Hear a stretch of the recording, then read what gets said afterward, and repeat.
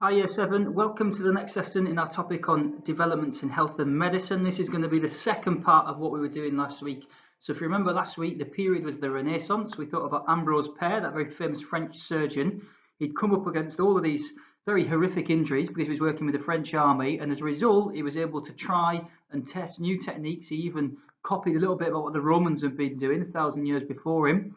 And he was therefore improving medical techniques. Our second case study today is going to be Andreas Vesalius, a really famous anatomist, someone who looks at the body. So we're going to learn how he used innovation, so using new ideas or new techniques to help improve our medical knowledge.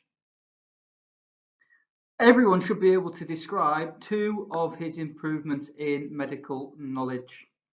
Most of you should also be able to explain, well, why was he able to do that? So hopefully you can see the difference there. Not just what did he do, but why?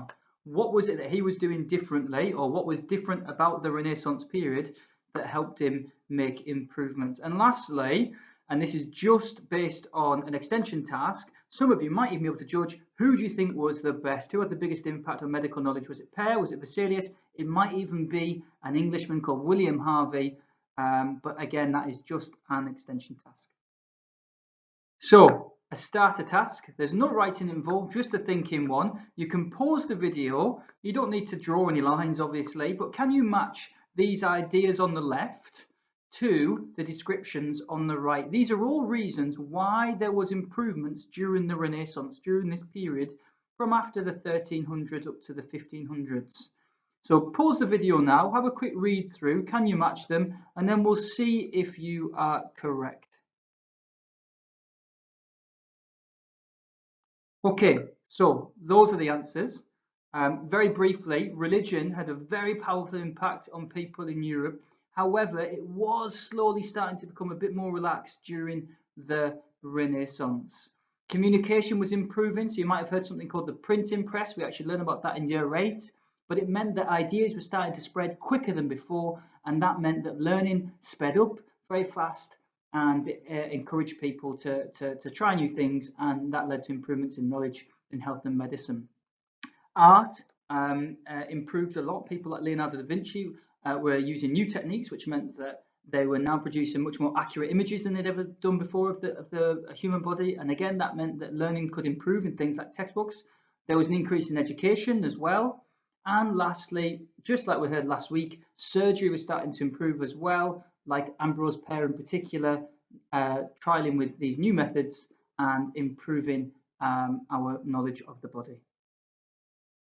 So there's just some images based on those 5 ideas. I won't discuss them all, but if you've got any questions, you can obviously ask in the Microsoft Teams lesson. I do want to bring your attention though to the one on the right. The one on the right comes from a medieval book, and it shows what humans used to think of the human body before the Renaissance, before people like Pare and Ambrose were actually looking inside a human body. That wasn't always happening. You'll find out from today's lesson why and what people were looking at rather than looking at human bodies, as strange as that sounds, to learn about what our insides were like. But as you can see here, it's not the most accurate, and I'm sure your science teachers and your science lessons would teach you that as well.